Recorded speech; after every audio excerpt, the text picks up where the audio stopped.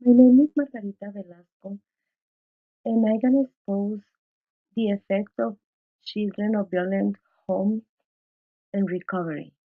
Domestic violence is a social problem that is expressed if any act of negligence cause injury or suffering to a person or several people in the family. This is given by authority figures, the some member of the family house. The effect of children who have been partakers of violence domestic have long-term effects is not treated by specialists. The recovery of these children and their families can take time. There are effective therapies that help families through their recovery and integration. It is essential that be it taken into account that is these children are not treated in the right way. They have the possibility of repeat the cycle of violence of being abused and become abuser as adults. Emotional problems, fear and anxiety. Effects of domestic violence in children cause fear. Children are afraid to be alone. There are also speech problems such as stuttering. Anxiety. Children who suffer from domestic violence are often worried or anxious. Anxiety is an indolent emotional state of distress or fear, whether in identified threat of danger or in the absence of it. This emotional alteration is disproportionately clear in relation to the real. In the case of children, are altered at the same witnesses the attacks against the abuser. Regularly, they manifest great uneasiness. In children seems to happen that they develop anxiety. They wet the bed, they complain of stomach pain, be them difficult to sleep, display in a bad mood sometimes and take a behavior as if they were smaller than they actually are. Ay, ¿qué dice?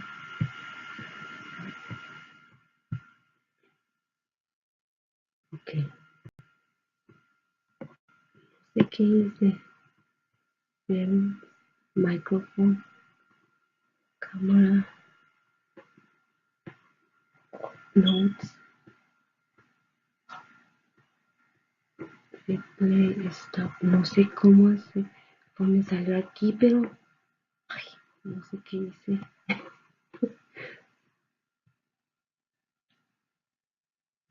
Ni se oye bien, fíjate, mi audio.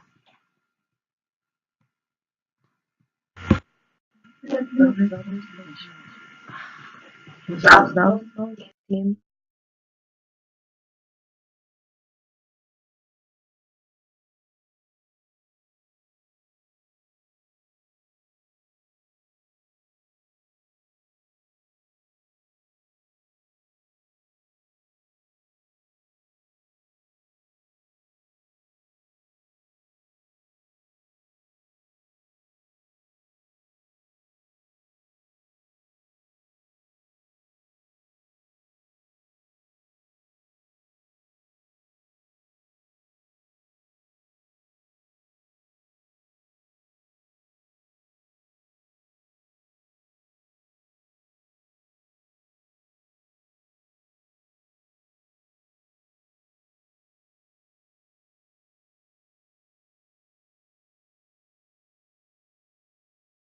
Se corta.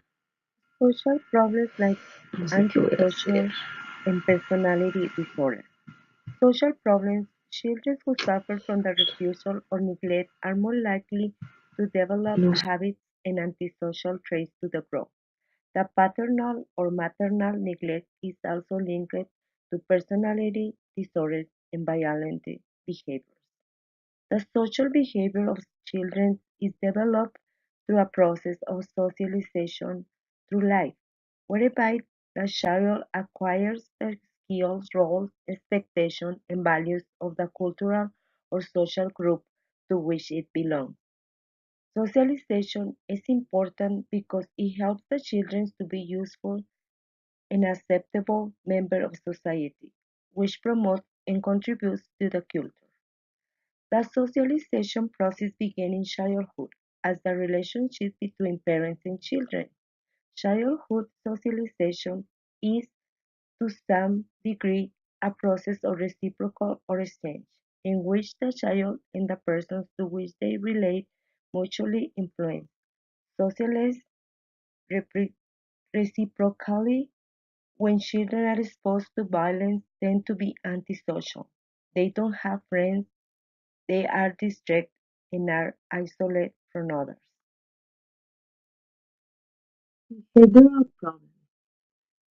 Difficulties during adolescence, alcoholic problems, delinquency, and drug addiction.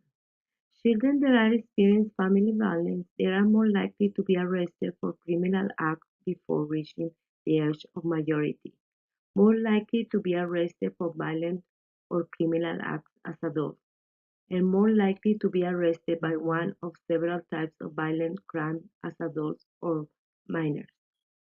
Children who have experienced domestic violence are more likely to smoking, abusing alcohol, or illegal drugs during his life. Many abusive parents were abused during their childhood. It is estimated that children abused or neglected eventually cause damage to their own children. Cognitive problems, poor academic performance, and low cognitive functioning. Children who have exposed to intra-family violence do not have proper academic development. Their cognitive functioning is very low, problem solving and difficulty in concentration. They do not concentrate easily. Concentration is difficult for them and they're absent thinking about the problems they have in home. These children do not attend class on a regular basis due to the violence they are exposed. Problems in the long term in children from violent homes. As I said earlier, these children tend to be abused in adulthood. I will give you an example. My oldest son and I were, were victims of violence.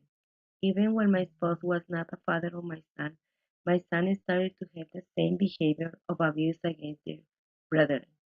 Although my son never abused physically to his brothers, thank God my son realized his bad behavior toward his brothers and had a total change towards them.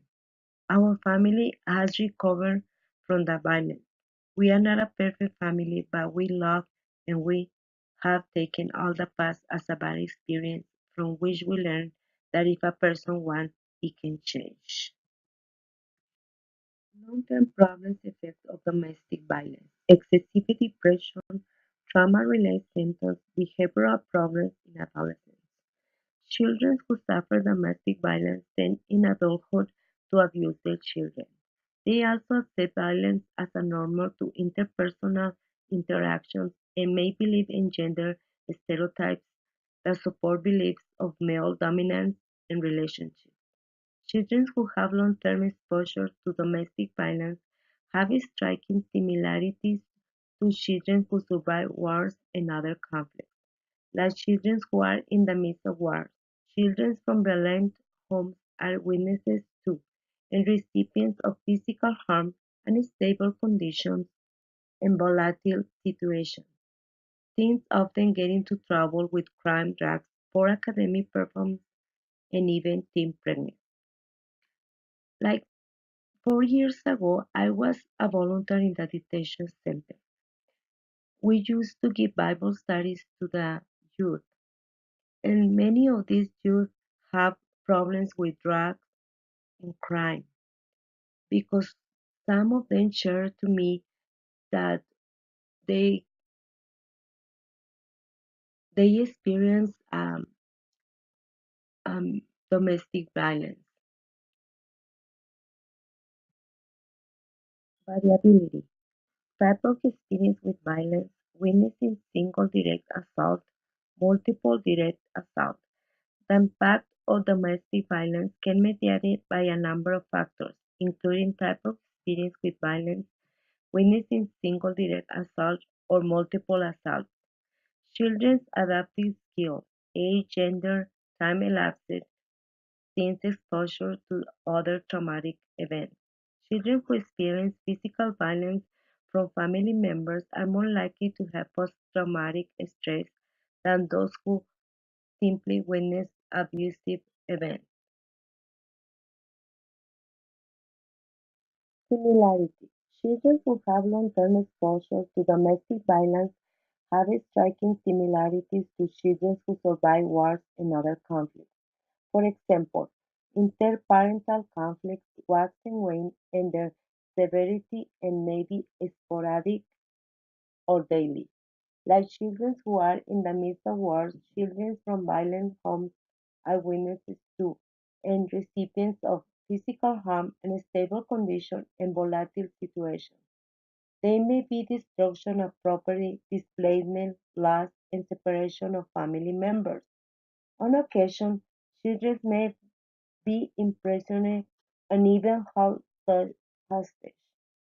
As a result, they develop thoughts, perceptions, and beliefs consistent with their experience of conflict and react to dispute and disagreement between adults of as stressful and possibly dangerous due to what they have learned from interaction between parents or caregivers.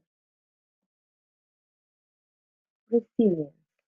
Finally, despite exposure to domestic violence, some children are remarkably resilient and show few reactions as a result of their experiences. In other words, whereas some children react adversely to stressful circumstances, others recover quickly from exposure to violence when they return to safe living arrangements. Mediation factors from resilience to domestic violence include the level of exposure to violence, personal characteristics of the child, and the extent and quality of parental adult support. The way to recovery: trauma-informed art therapy and group intervention. Trauma-informed art therapy is a model for intervention that integrates neurodevelopmental knowledge and the sensory qualities of all the arts within trauma intervention. It includes the five principles: using sensory arts and play-based approach to self-regulation, applying a neurodevelopmental approach to stabilize the body's response to stress, identifying the body's reaction to stressful events and memories, using art and play-based intervention to establish and support safety and positive attachment, and capitalizing on strength building through art and play-based therapies to normalize and enhance resilience.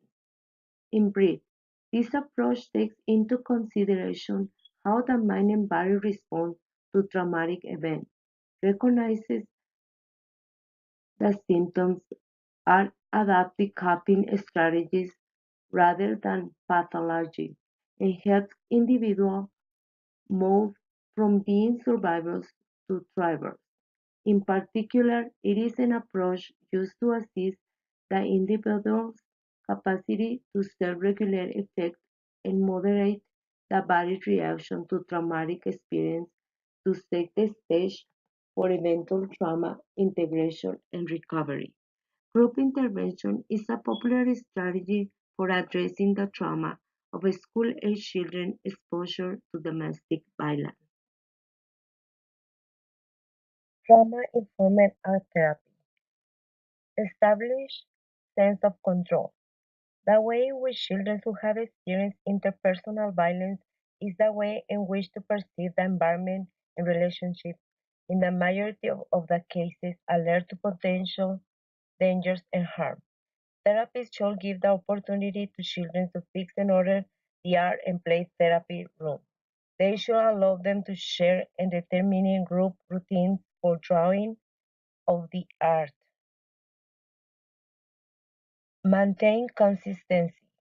Children from violent homes experience regularly inconsistency and a chaotic home life.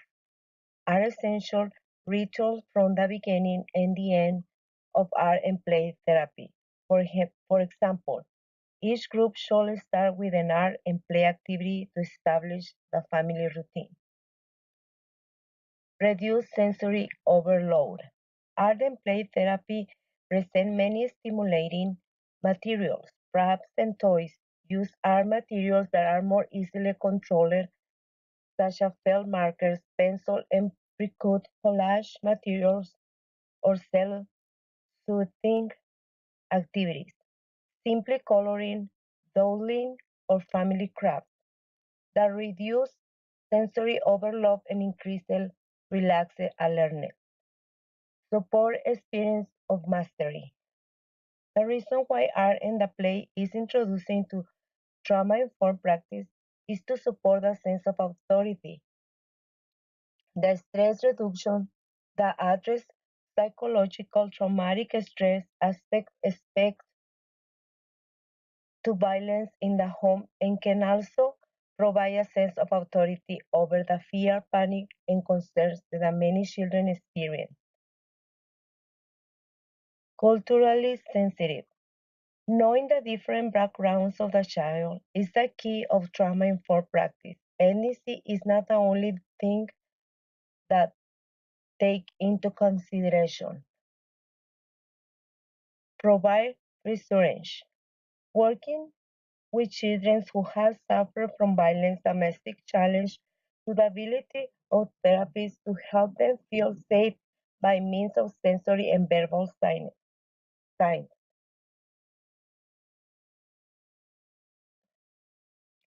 Still and enhance resilience. Art and play activities provide support to empower themselves.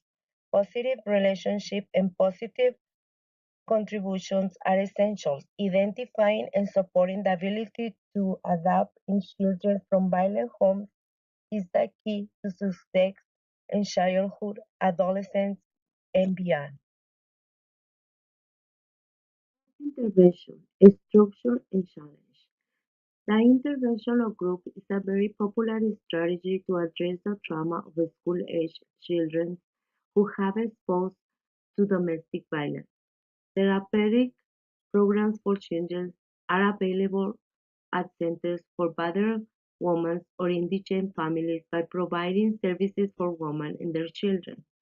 They regularly have psychoeducational components, including the debate on domestic violence, developing a safe plan, understanding the feelings that are associated with the trauma. The number of sessions depends on the nature of the shelter or agencies in other scenarios. The number of sessions in which the child participates is unpredictable. In some domestic violence centers, only children have one or two sessions. In outpatient or mental health agencies, children participate in 6 to 10 sessions per week. In contrast, providing activities that are intended to support the resistance and experiences of self-soothing and self-regulation are used more sensory-based materials such as clay, paints, fabrics, tactile papers, yarns, and feathers. For trauma-informed art therapy group intervention. Judith Herman, best known as expert on the trauma of abuse and family violence, describes in three parts the recovery model that applies to develop group intervention with children from violent homes. The model includes establishing safety, telling the trauma story, and restoring connection between traumatized individuals and their community. Establishing safety. Initial group sessions emphasize the development of trust and safety and learning self-regulation skills. Children who come from violent homes are more likely to be fearful and anxious about their environment and any unfamiliar children and adults, including the therapist. It is imperative that discuss the confidentiality start first interview. Children must know that therapists do not tell parents what their children speak without permission of them, but therapists will keep informing adults about the child's progress. Telling the trauma story. The second phase of the group, telling the trauma story, involves activities to encourage self-disclosure and the sharing of personal experience. During the session, children are encouraged to speak of as domestic violence has affected them. The main goal is to help children to face the trauma of violent events and begin to regain their skills so that they may enjoy life even in the bad things that has happened to them. Final sessions, transition and termination. In the last phase, it's important to the recovery of the trauma surrounding the restoration and connection with the important people in the life of the individual. During the session, it is important to encourage children to take the initiative by encouraging them to share their achievements and accomplishments.